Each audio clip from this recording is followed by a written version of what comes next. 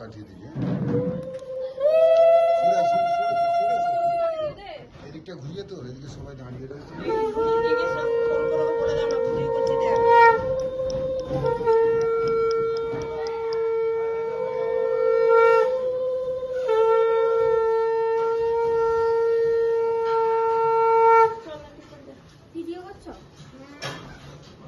বাবারে ধান দিয়েছে তোর মা, এবার তোর মাথায় ধানের গাছ গজাবে।